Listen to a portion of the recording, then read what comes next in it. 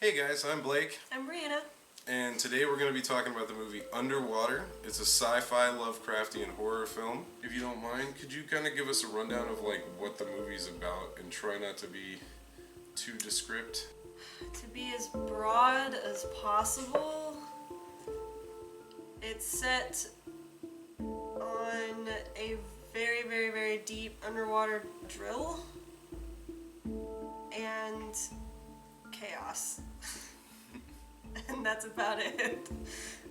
It's, if you've ever seen like a sci-fi movie set in space where whoever it is they send out to work on the ship and then like something happens where either the ship explodes or aliens or whatever, it's like kind of like that idea but underwater instead of in space. So I think that's the best way to describe that, because it's in that same branch. In that vein, and in regards to what you were saying, this movie doesn't really seem to waste its time either. Probably the first thing that I took from the movie was its pace. For what they were attempting to achieve, they did a very good job telling the story in a time frame that kept the interest of the audience, and it's really, really amazing how they were able to start a film almost immediately with what seemed like the entire film is third act because of how it's been structured, and yet it didn't feel in any way off center or as if it wouldn't fit in any kind of resolution.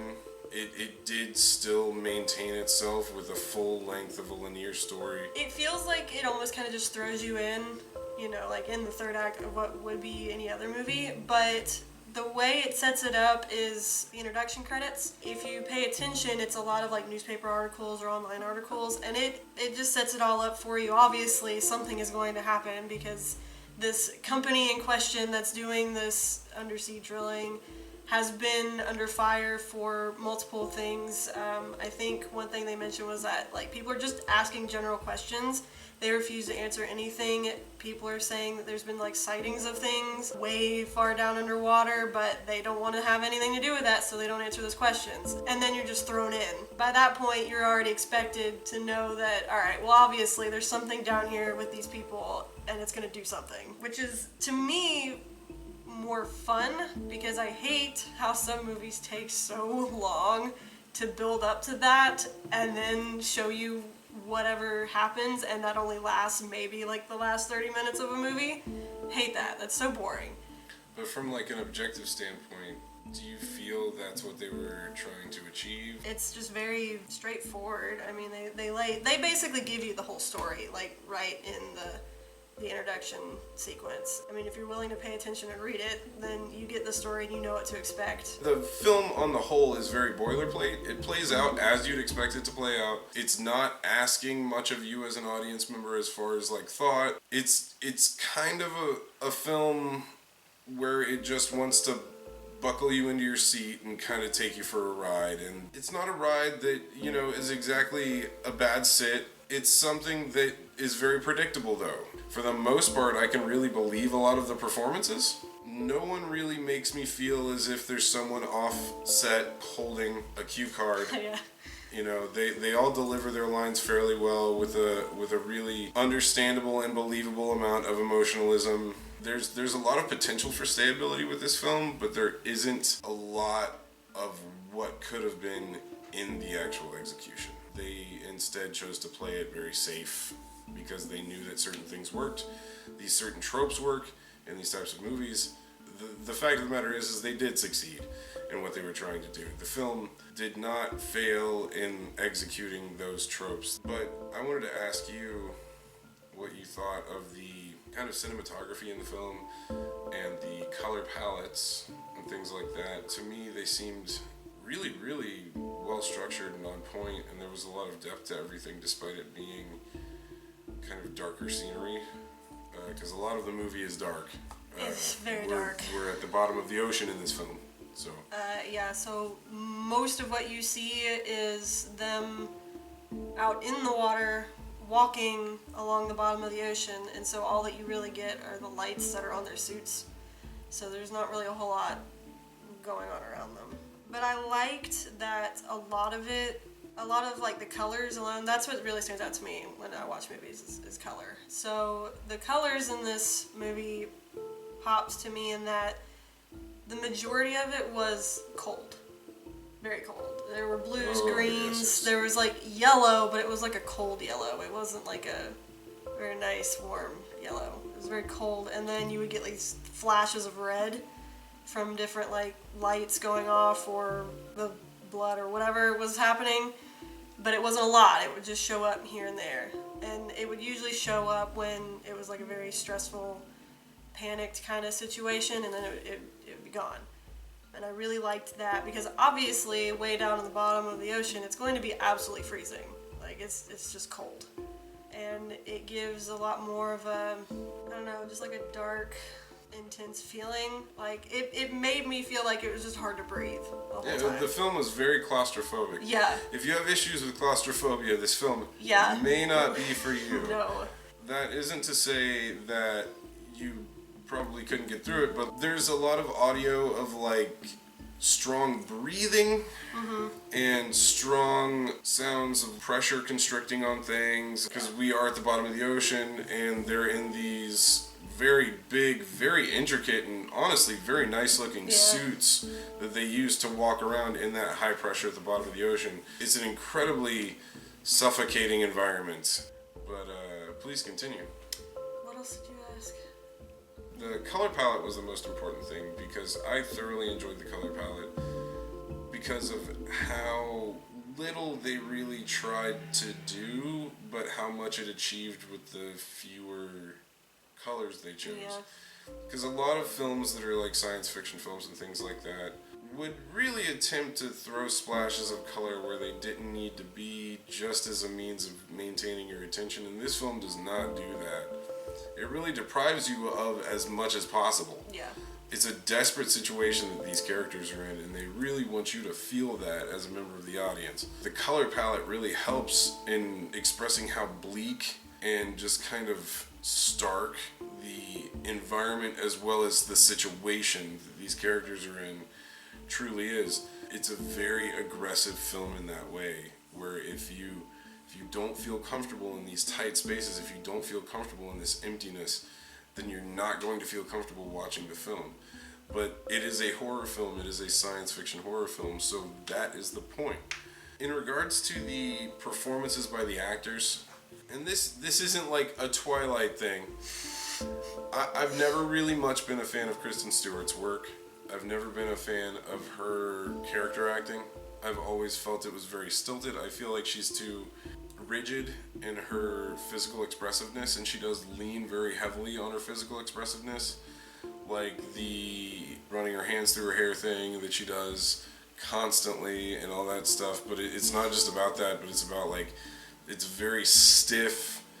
It doesn't feel natural when those things happen, and there's a lot of that in this movie. There's a lot of her being physically expressive because she's a character who is very anxious to such a degree that she is actually experiencing what potentially is an anxiety attack throughout most of this movie, which is fairly understandable for what the characters are going through. Yeah.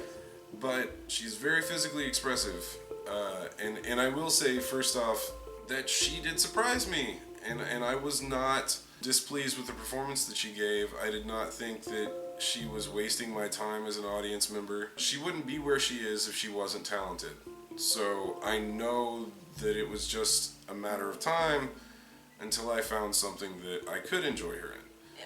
You know, she really surprised me, and I think that as someone who is kind of leading the cast, she's our main character. As I'm sure you would assume. When you see her name billed at the top of that poster, you know it's probably going to be her who's in front of the camera most. The characters are all, for the most part, very likable, and that is 100% because of the performances that are given in this film. And everybody does do kind of their best job. I've seen a lot of these actors before, and this is good. Kind of on the whole, they make the story believable, and that's very important in a story that does take a lot of liberties with fantasy. But I wanted to know what you thought of the performances that were given, and just how every actor that was present handled what character role they were. I felt like they all did a good job. I'm not one who watches a lot of sci-fi, so this was a little bit different for me, just in general anyway. But given the roles that they were all playing, it was what I would have expected out of it, and I mean, it was a good enough job that I was like, yeah, okay, these characters are these people, these are what they do. This is obviously a crazy situation for all of them, but they're doing their best to get out of it, and I mean, that's all you can really ask for. I mean, I thought that they all did a really good job. I was also surprised by Case 2. Yeah, Case 2. Case I was also surprised by her performance because I never really liked her in any movies either. I always thought she was super boring or like way over the top. But like here it felt like, okay, you belong here. Like this feels right. This, you know what you're doing here.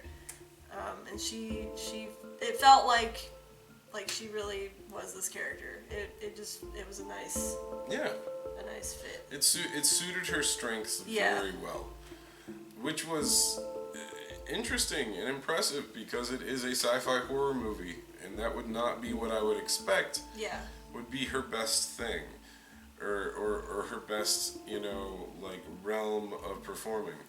I really, really, really, really appreciated her performance more than anyone else's in this movie, just because it carried the film when the film very easily could have failed. Mm-hmm, yeah. Like they were tackling some big stuff in this movie, and they did not fail. And it is, a movie that isn't necessarily overtly vulgar or aggressive or gory or any of that. It's not. And as a lifelong horror fan, I can say usually that's a red flag. Mm-hmm. But no, it's pretty good. It really is. So the thing that I wanted to get to, I wanted to know how you felt about the violence and the gore in the film and how they achieved that despite trying to keep it very, I wouldn't necessarily say family friendly, No. but while trying to maintain something that was still appropriate for maybe an earlier teenage audience. What is this movie rated? Is it PG-13? I believe, let's see, it's PG-13. Is it? Yeah. Okay. That's what I thought, and you kind of pick that up because there's a lack of a lot of curse words there, and it's not unbelievable. Because, again, the deliveries of everything are very, very good. Yeah. Everyone pulls this off really well. This isn't a movie where there aren't curse words, and you're saying, well, these people would be saying this right now because it's a very stressful situation. No, that it's very, very believable. Yeah, the way the characters are presented, you can relate to them, you can follow along with them, and there's no reason for them to... Yeah, absolutely. Yeah, these people are like scientists. Yeah. These people are high-thinking people. Those people tend not to use as much aggressive language. And it's not necessary. Yeah, absolutely. Regardless of the situation in which most people maybe would freak out and only use expletives. But, it's not necessary for this story. Certainly. And these aren't everyday people. These are people who have probably lived in this life under the ocean for quite a while. And so... Yeah, they're going to be a little more adept to this being an expected problem in their lives. Yeah. At least from what they initially thought the problem was. What it later becomes is something very, very different. For a PG-13 movie, it really is very good. And I know that another big red flag thing for people who like horror and sci-fi is when you see PG-13, it's like step back and step away because... it's usually going to be that January dumping ground type of movie where it's not even something that a high school kid would really enjoy. Yeah. It's going to be so cleaned up and so polished and so chopped up that it would probably even affect the narrative how much it's been edited. But this film seems to have been shot for this rating rather than cut down from a hard R. Yeah. And then made into a PG-13. The story and everything is structurally sound and fits, so it doesn't really seem that anything was cut out of the film whatsoever.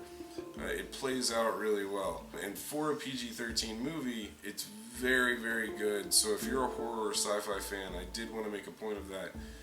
Despite it being PG-13, I would still at least look up some information on it if you're considering watching it. It's a movie that I wouldn't just completely write off because of the rating.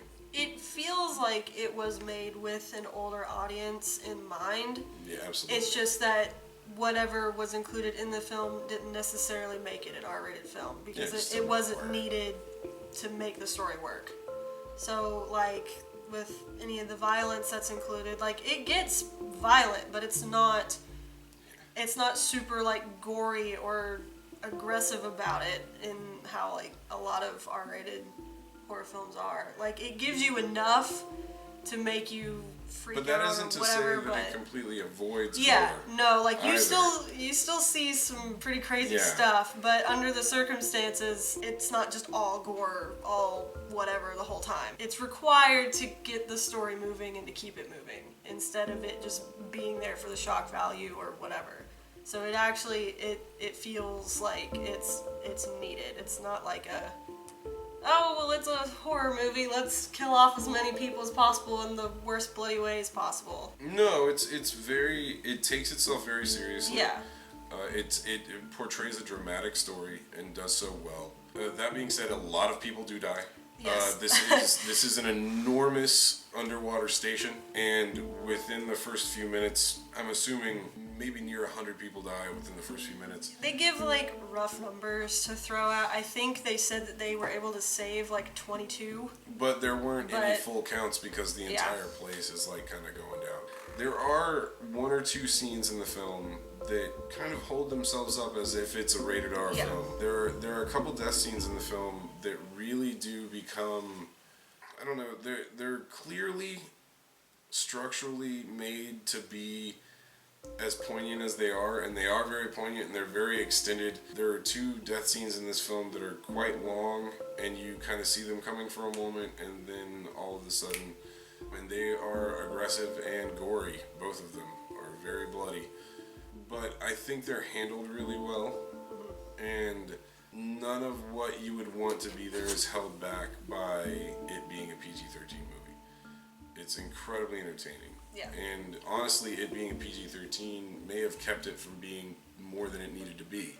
If it was an R, they may have gone further, and it may have detracted from what made the scenes as good as they were. Yeah. That was just kind of a really surprising part for me watching that film, was coming out of it and not feeling like I had wasted my time. So what did you think about the movie?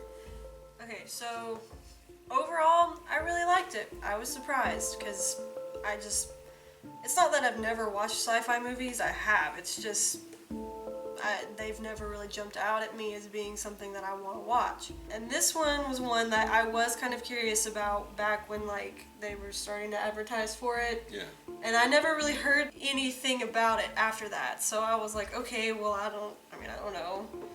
Was it good? Was it bad? I don't know. But I never, like, went out of my way to figure it out either, because I was like, whatever. I don't know if I'm ever gonna watch it, so I don't think it matters. But here we are. But I don't know. I was surprised that I enjoyed it as much as I did.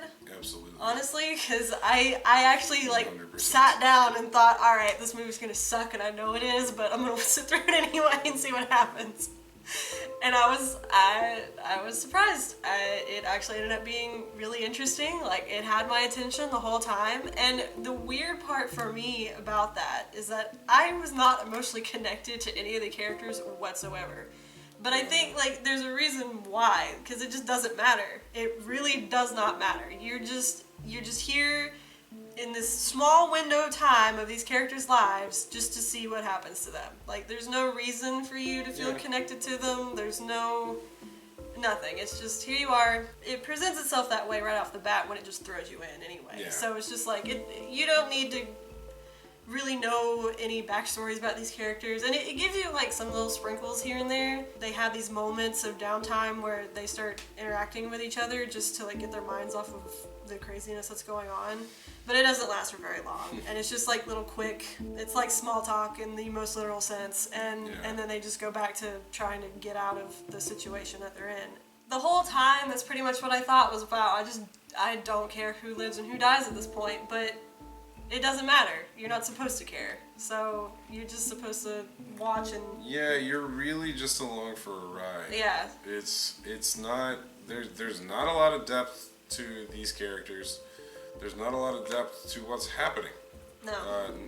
Just except for the ocean, because again, we're at the bottom of it, so there's quite a bit of depth there. But as far as how everything plays out, it's really just what's on the surface is what you get. It doesn't make it bad, though. No.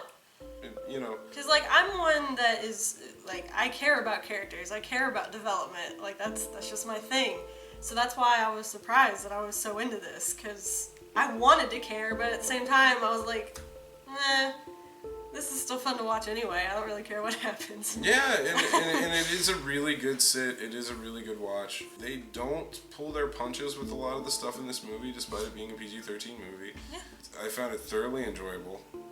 I'll probably watch it again. I was thoroughly impressed with what they were able to pull off, and I was thoroughly impressed with how well the characters maintain themselves in the type of environment, because you've got to understand this movie is probably like 70% digital. You know, so these people are acting against nothing most of the time, and they still make it very, very believable. I don't know, was there any other notes that you wanted to... I think the scariest part about it is that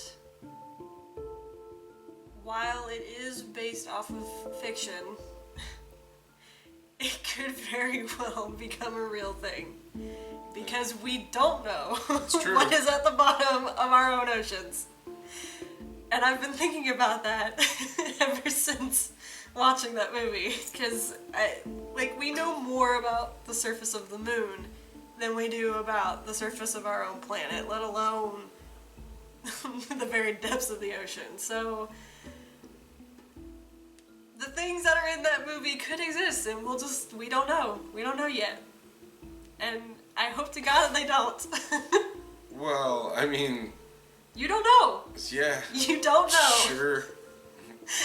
You don't some know. Some of them are based on some very old fantasy characters. I know. Like, that's, yeah. I'm aware of that. But you don't know. Okay. Nobody does. Okay.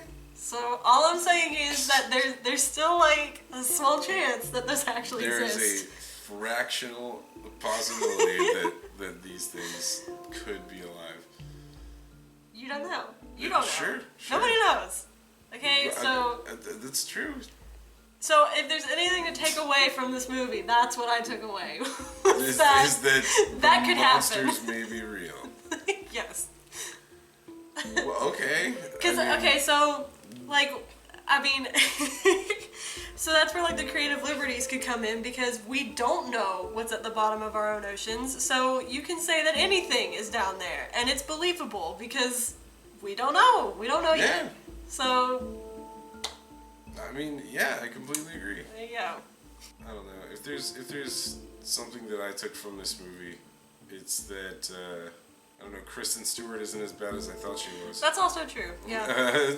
She just needed to find a better role. And that PG-13 can be a good home for science fiction and horror if it's in the right hands. Yes. I won't say that usually it isn't terrible. A lot of the times it can be fairly terrible. But it's a good sit, and I definitely recommend it.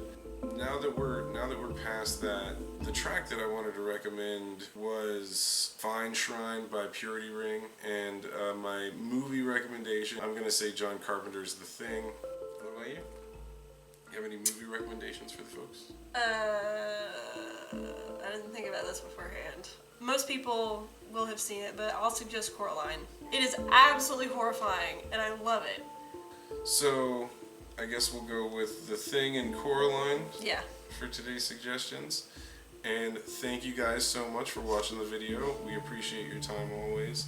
We'll put some links down in the description to our social media, and you can visit us over on Patreon once we get that started back up. And thank you guys so much for watching, and we hope you have a great day.